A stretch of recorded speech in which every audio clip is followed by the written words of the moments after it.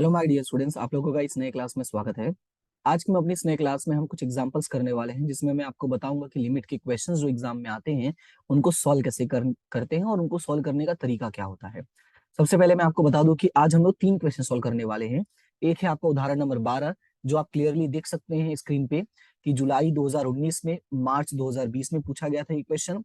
और इसके अलावा मार्च 2019 जो 13वां एग्जाम्पल है, मई 2021, और साथ ही साथ जो आपका 14 नंबर क्वेश्चन है ये मार्च 2022 में पूछा गया था। यानी जो कंटिन्यू 3 एग्जाम्पल है, ये तीन के तीनों बार एग्जाम में पूछे गए क्वेश्चन है। जो इंग्लिश मीडियम के स्टूडेंट्स है वो उनके साथ भी आप ये वीडियो शेयर कर सकते हैं, क्योंकि जो क्वेश्चंस को सॉल्व करने का तरीका होगा यहाँ से, यानी पांचवा चैप्टर और सॉरी चौथा चैप्टर और पांचवा चैप्टर, ये दोनों 99% मैच खाते हैं और हिंदी और इंग्लिश में ऑलमोस्ट सेम होता है। क्योंकि यहाँ पे एक्स स्क्वायर जो है वो हिंदी में भी सेम होगा, इंग्लिश में भी सेम होगा, तो आप उनके साथ भी शेयर कर सकते हैं। ठीक है, तो फिलहाल स्टार्ट करते हैं और देखते हैं कि इन क्वेश्चंस को कैसे सॉल्व करना होता है और क्या सॉल्व करते समय कौन कौन सी बातों को हमें ध्यान में रखना होता है। तो सबसे पहले क्वेश्चन में लिखा हुआ limit x tends to 3 x square minus 2x minus 3 x square minus 5x plus 6 का मूल्य ज्ञात कीजिए, यानी आपको इसको सॉल्व करना है। तो मैं क्वेश्चन यहाँ पे लिख लेता हूँ। ठीक है, यहाँ पे मैं लिख देता हूँ एग्जाम्पल नंबर 12। वहां पे रहेगा तो आप आंसर ही देखते रहोगे, इस वजह से मैंने यहाँ पे लिखना सही समझा। तो सबसे पहले जो क्वेश्चन लिखा हुआ है वही लिख देते हैं, एक्स टेंड्स टू 3, फिर लिखा हुआ x square minus 2x minus 3 divided bye x square minus 5x plus 6। Last time मुझसे एक स्टूडेंट ने क्वेश्चन पूछा था, बोला था सर ये क्वेश्चन को कैसे सॉल्व करेंगे, और उसने कहा कि सर मैं 2 दिन से ट्राई कर रहा हूँ लेकिन फैक्टर नहीं हो रहा है, यानी कि गुणनखंड नहीं हो रहा है, इसका सॉल्यूशन कैसे होगा। तो उस बात को मैं ध्यान में रखते हुए मैं आपको एक पॉइंट बताना चाहूंगा। आपको दिमाग में क्या रखना है, आपको ये देखना है कि अगर क्वेश्चन का, ध्यान से सुनना, अगर क्वेश्चन का गुणनखंड, जिसको हम इंग्लिश में कहते हैं फैक्टर, ठीक है, अगर गुणनखंड या फैक्टर पॉसिबल है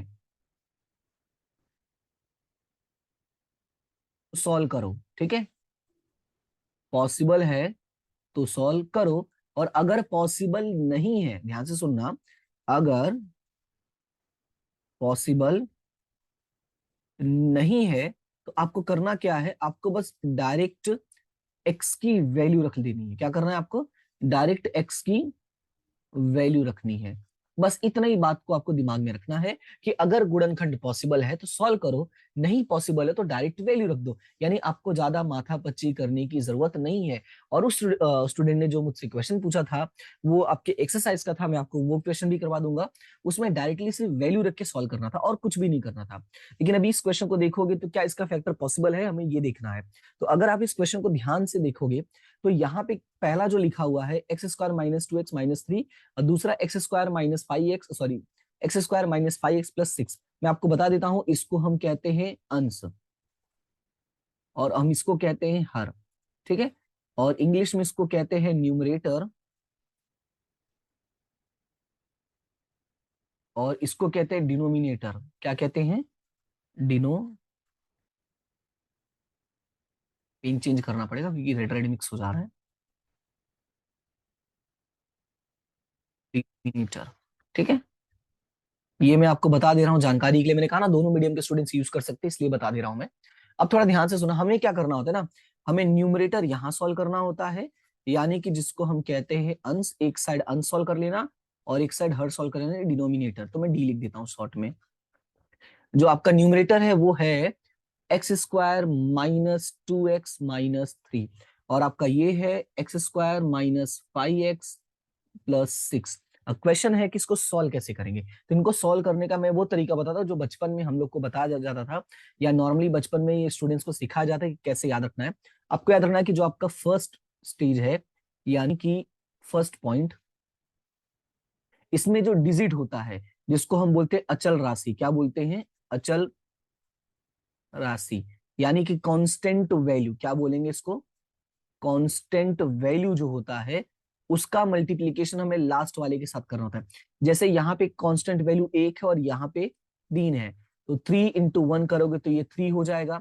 अब हमें क्या करना है, 3 के अलग अलग फैक्टर्स करने हैं। जैसे कि 3 × 1 = 1, यानी 3 × 1 = 3 हो सकता है, और कुछ हो सकता है 1 गुणे 3 भी हो सकता है, यानी 3 गुणे 1 और 1 गुणे 3 भी हो सकता है, राइट। यानी दो ही तरीके पॉसिबल है और कोई तरीका पॉसिबल नहीं है।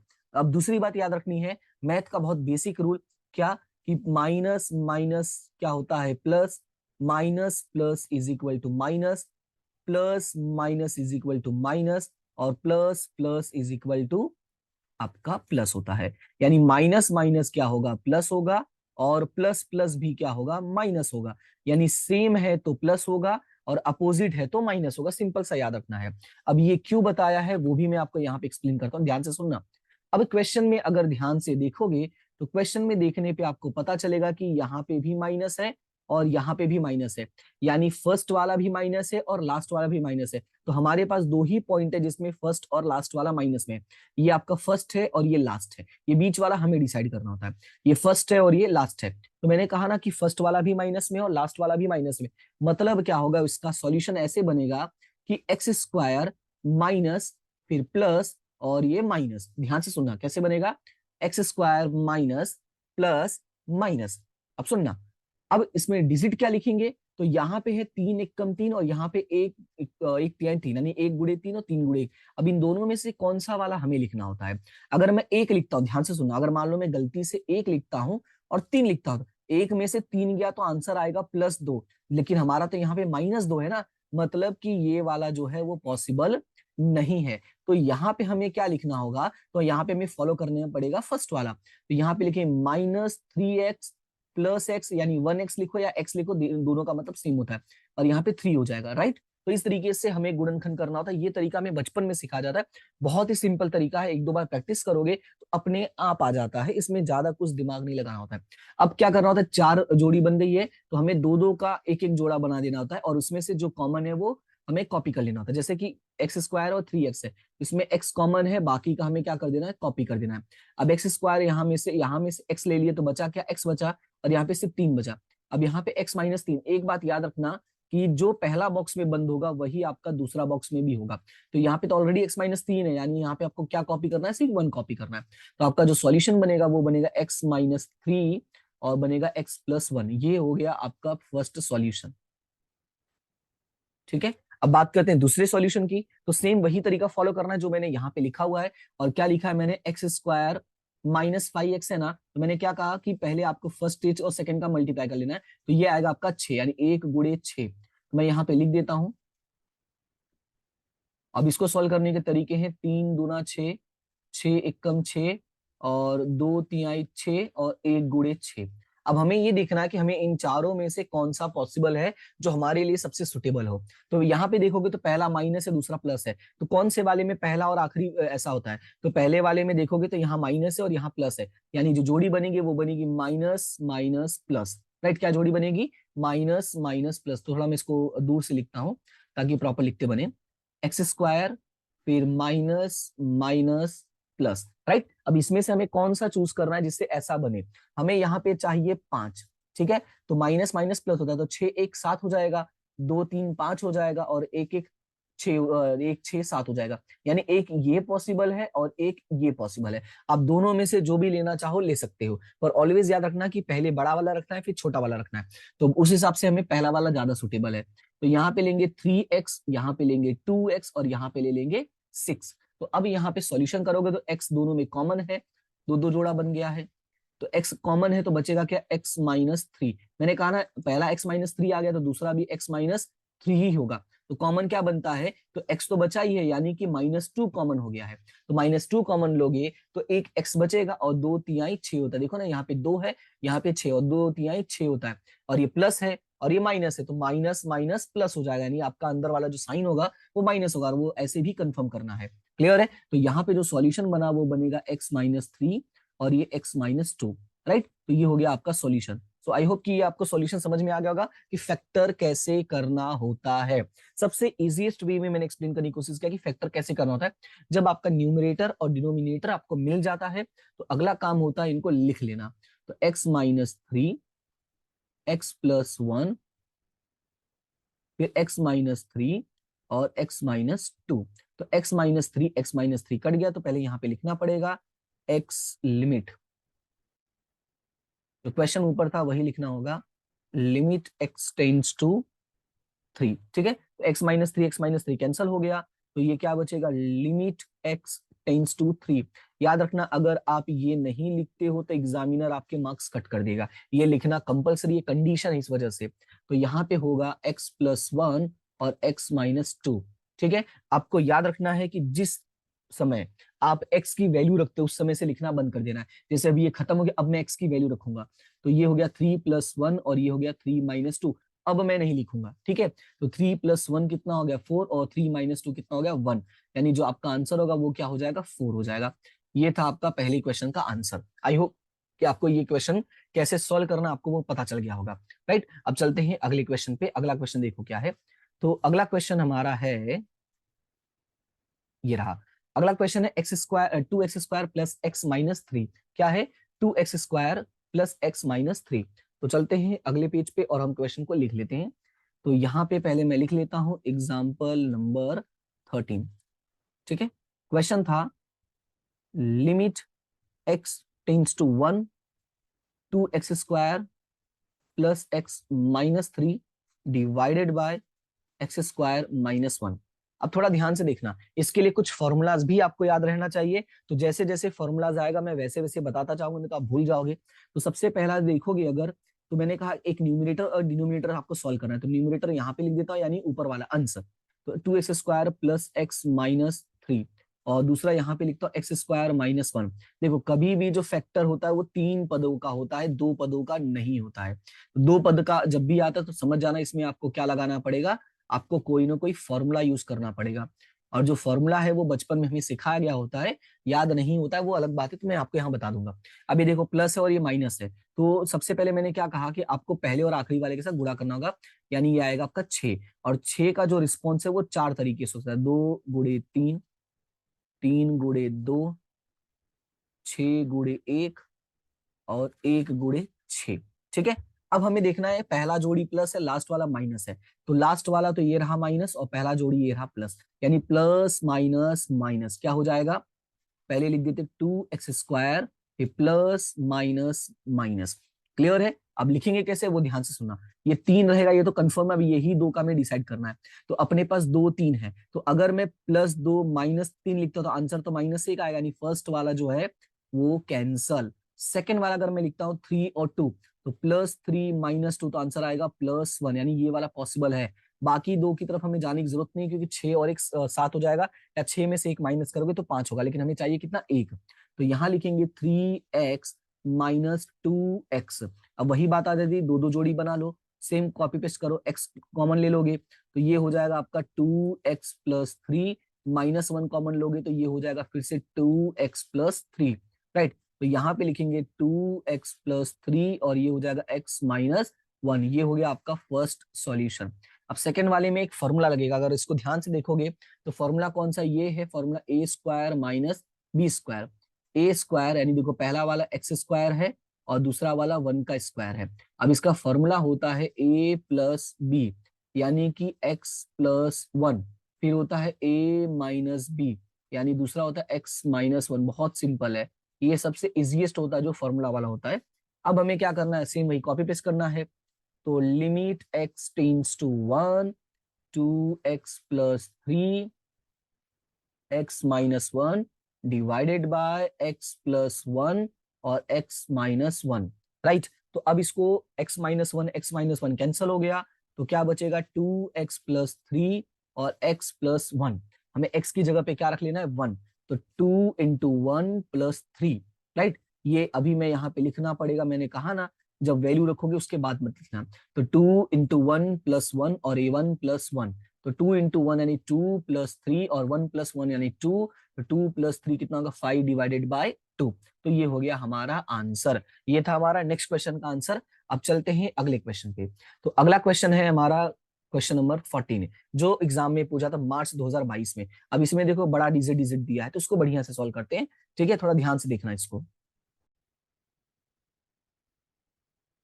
अब ये क्वेश्चन में देखोगे तो लिखा हुआ लिमिट x टेंड्स टू -3। यही खेल होगा यहाँ पे, यही गलतियां होंगी अगर ध्यान नहीं दोगे तो। यहाँ पे देखो लिखा है -3, 2x² प्लस 7x प्लस 3, फिर 3x² प्लस 8x माइनस 3 का मूल्य ज्ञात कीजिए, आपको ऐसा कहा है, ठीक है, अब इसको कैसे सॉल्व करेंगे वो थोड़ा ध्यान से देखना। तो पहले मैंने कहा ना, हम पहले क्वेश्चन को ही लिख लेते हैं, तो यहाँ पे लिख लेते हैं एग्जाम्पल नंबर 14। ठीक है,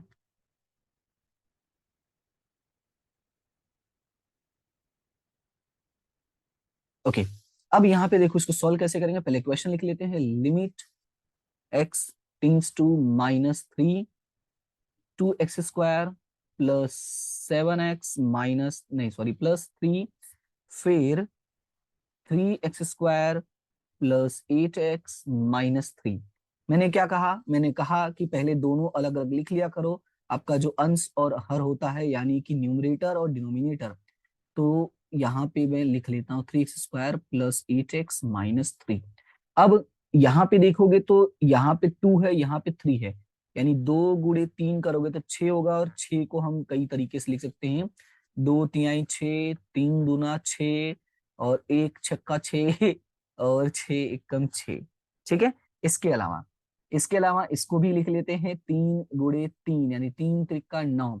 तो 9 को तो भैया 3 3 ही कर सकते हैं, या तो 1 9 कर सकते हैं, या तो 9 और 1 कर सकते हैं।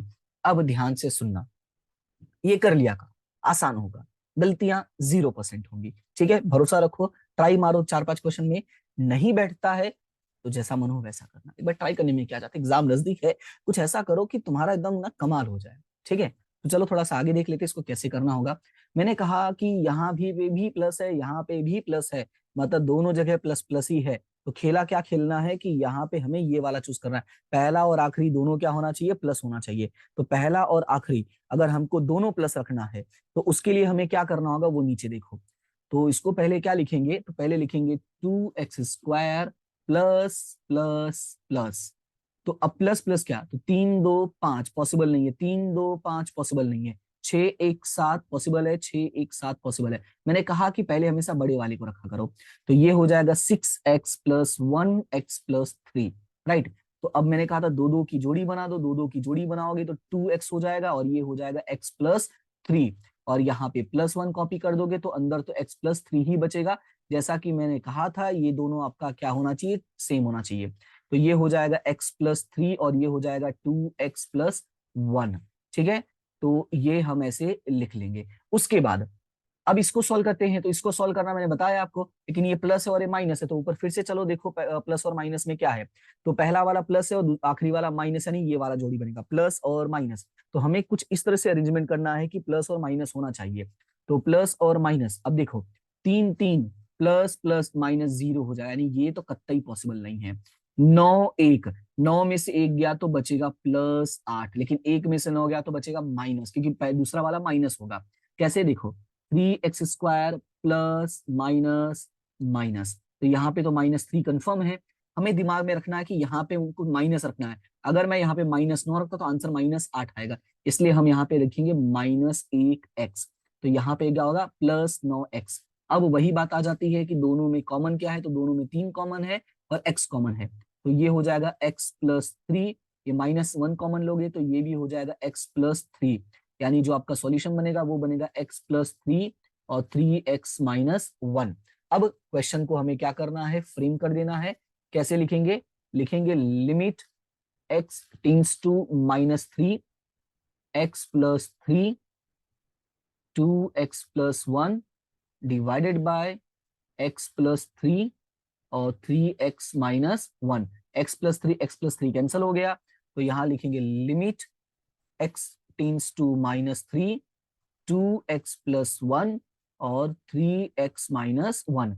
अब हमें क्या करना है, x की वैल्यू रख देनी है। तो x की वैल्यू है -3, तो 2 × -3 + 1 डिवाइडेड बाय 3 × -3 -1, 3 दूना 6 + 1, 3 त्रिका 9 -1, तो -6 + 1, ध्यान से सुना, -6 + 1, तो ये हो जाएगा -5, माइनस माइनस प्लस हो जाएगा, लेकिन -10 होगा। तो ये माइनस माइनस प्लस हो गया, कट पिट करोगे तो ये 5 एकम 5, 5 दूना 10, यानी आंसर आएगा आपका 1/2।